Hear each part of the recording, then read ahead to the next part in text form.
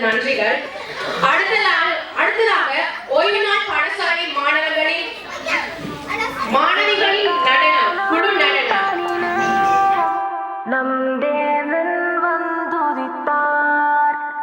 Ladies and gentlemen, Jesus is born, our pain are gone.